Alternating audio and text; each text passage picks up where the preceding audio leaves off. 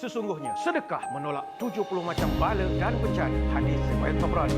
Ayo, sucikanlah diri kita dengan berimpak dan berwakaf kepada dana pembinaan Masjid Taman Nusa Bayu, Mukim Pulai, Johor Bahru sekarang. Semoga infak anda ini dibalas dengan 1000 kebaikan dari Allah Subhanahu Wa Taala. Insya-Allah.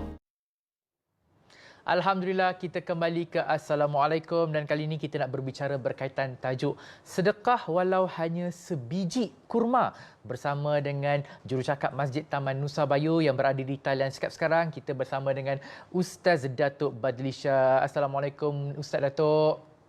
Waalaikumsalam warahmatullahi wabarakatuh. Masya Allah Ustaz Datuk, saya begitu tertarik dengan tajuk kita pada hari ini iaitu sedekah walau hanya sebiji kurma. Jadi mungkin Ustaz Datuk boleh kongsikan apakah yang dimaksudkan dengan tajuk kita pada pagi ini. Terima kasih. Assalamualaikum warahmatullahi wabarakatuh. Waalaikumsalam. Saudara, tajuk perbahasan dan perbincangan kita pagi ini adalah berdasarkan kata-kata Nabi SAW. Yang mana Nabi pernah menyebut tasaddaqu walau bitamratin fa innaha tasuddu minal ja'i' wa tudfi'ul khati'ata kama yudfi'ul ma'un nara. Nabi pernah menyarankan kepada kita, bersedekahlah kamu walaupun hanya kamu bersedekah sebiji kurma sahaja. Apa sebab? Kerana sedekah itu boleh memenuhi keperluan orang yang lapar dan juga memadamkan kesalahan dan dosa sebagaimana air mampu memadamkan api. Bayangkanlah sedekah ini walau sekecil-kecilnya. Sebab itu sedekah tidak perlu besar. Kita digalakkan bersedekah ini tak kira kecil, besar, waktu lapang, waktu terhad, waktu kesempitan, semuanya boleh dilakukan. Jumlah itu tidak jadi masalah. Apa yang penting adalah keprihatinan kita. Sebab itu ada sahabat mengadu, saya ni ya Rasul, 1 biji kurma pun tak mampu. Maka kata Nabi, fattakun nara walau bisyikki tamratin. Faman lam yajid fabi kalimatin tayyibatin. Kalau kau tak mampu, jagalah diri kau daripada masuk neraka walaupun bersedekah hanya dengan setengah biji kurma.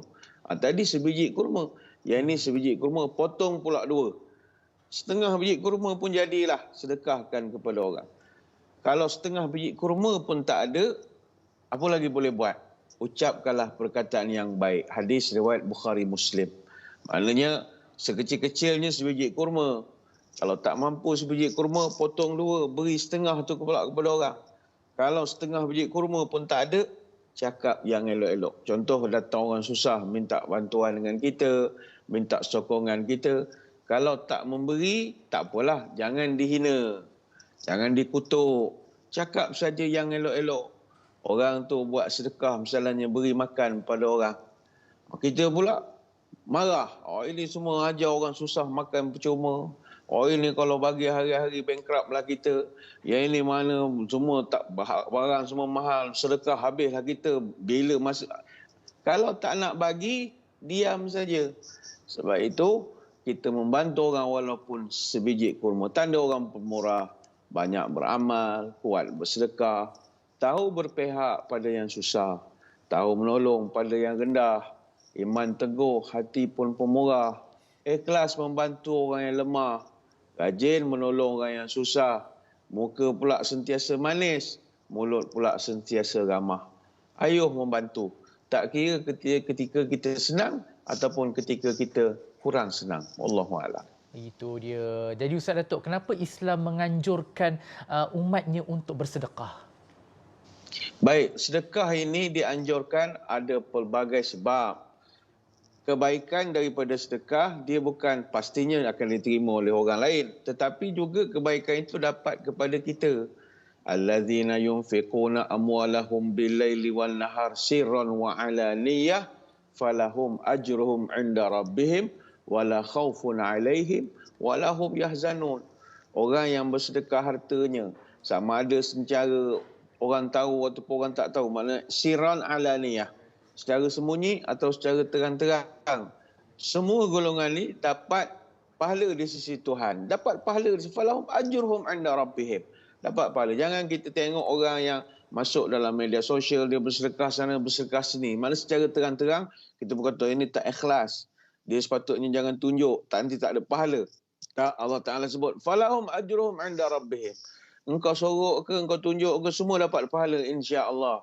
Dan Allah tambah lagi, wala khaufun 'alaihim. Tidak ada kesedihan, duka cita pada engkau. Walahum yahzanun. Tak ada pula susah hati. Ini surah Al-Baqarah ayat 274. Ini bererti kata ulama, sedekah ini kita manfaat pada orang lain dan manfaat untuk diri kita. Allah beri kita kesihatan yang bagus, beri ketenangan, beri mudah segala-galanya.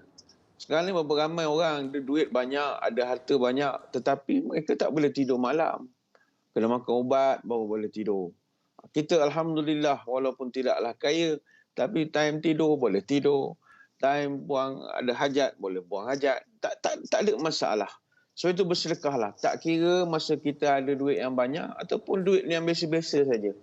Abu Hurairah radhiyallahu anhu cerita, ada seorang tanya kepada Nabi, ya Rasul, apa sedekah yang paling besar? Kata Nabi, engkau bersedekah ketika engkau masih sihat dan engkau sedang takut untuk jadi miskin. Itu Nabi mengajarkan kepada kita. Wallahu a'lam. Masya Allah. Sungguh baik Allah kepada kita sehingga berapapun nilai sedekah kita, Allah tidak pernah membeza-bezakan. Jadi Ustaz Datuk, dikhabarkan ketika ini Masjid Taman Nusa Bayu, Mukim Pulai Johor baru sedang mengumpul dana untuk pembinaan sebuah masjid yang baru. Jadi mungkin Ustaz Datuk boleh terangkan serba sedikit kepada para penonton dan berapa anggaran dana yang diperlukan bagi meneruskan pembinaan Masjid Taman Nusa Bayu ini? Baik, terima kasih atas peluang yang diberikan. Saya ingin berkongsikan berkenaan Masjid Taman Nusa Bayu di Mukim Pulai Johor Bahru yang sekarang ini sangat-sangat memerlukan bantuan dan sokongan daripada kita. Masjid ini dibina di Taman Nusa Bayu yang mana pembinaan ini menelan belanja sebanyak 5.3 juta untuk nak tampung kapasiti seramai 1,000 jemaah. Jadi rancangan untuk nak membina Masjid Taman Nusa Bayu ini dibuat kerana di Taman Nusa Bayu ini tidak ada surau ataupun masjid yang sesuai. Dan penduduk Taman Nusa Bayu ini dia ada taman-taman rangkaian yang berdekatan. Ada Taman Nusantara Prima, ada Apartmen Bayu Angkasa, ada Taman RMMJ Nusa Bayu. Penduduk semakin bertambah, sekarang ni dah mencecah 15-16 ribu orang dan 40% penduduknya pula adalah beragama Islam. Jadi kita, saudara kita di sana sekarang ni sangat memerlukan masjid untuk mereka nak menjalankan ibadah. Dan mereka belanja yang diperlukan 5.3 juta dan setakat ini Alhamdulillah telah berjaya mengumpul sebanyak 3 juta. Tapi Masjid Taman Nusa Bayu masih memerlukan 2.2 juta lagi bagi nak meneruskan pembinaan. Dan Alhamdulillah masjid ini pada 10 Mac yang lalu telah pun diadakan majlis perasmian pecah tanah masjid ini. Alhamdulillah kita dapat melihatlah perkara yang kita rancang selama ini insya-Allah akan jadi kenyataan. Dan kalau siap seperti yang kita boleh lihat di kaca TV, pelbagai kemudahan akan disediakan. Dewan solat terbuka, bilik imam, bilik bilal, ada bilik mesyuarat, ada tempat letak kereta yang begitu luas sekali, ada bilik pengurusan jenazah yang begitu moden, ada dapur, pantry dan bagai-bagai lagi. Jadi jangan lepaskan peluang. Mari kita bantu saudara-saudara kita ini kerana kalau mereka dapat mendirikan sembahyang, solat dan bagai-bagai ibadat aktiviti, pasti kita akan dapat manfaatnya juga. Jadi jangan berlengah lagi. Kalau ada yang sedang menonton, boleh lihat di kaca TV sekarang cara-cara untuk kita menyalurkan sumbangan kepada rakan-rakan kita di Masjid Taman Nusa Bayu. Jangan lepaskan peluang ini. Ada yang telefon, ambil gambar. InsyaAllah dapat kita membantu mudah-mudahan. InsyaAllah. Jutaan terima kasih diucapkan kepada Ustaz Datuk Badlisha, jurucakap Masjid Taman Nusa Bayu. Jadi kepada penonton CCTV Al-Hijrah, ambil peluang ini untuk kita tingkatkan amal ibadah kita dalam kita bersedekah, berinfak, berwakaf untuk pembinaan Masjid Taman Nusa Bayu. Jadi kita nak berhenti rehat seketika, kembali dalam Assalamualaikum selepas ini. Sesungguhnya sedekah menolak 70 macam bala dan bencana. Hadis riwayat Tabrani. Ayuh, sucikanlah diri kita dengan berinfak dan berwakaf kepada dana pembinaan Masjid Taman Nusa Bayu, Mukim Pulai, Johor Bahru sekarang. Semoga infak anda ini dibalas dengan 1000 kebaikan dari Allah Subhanahu Wa Taala. Insya-Allah.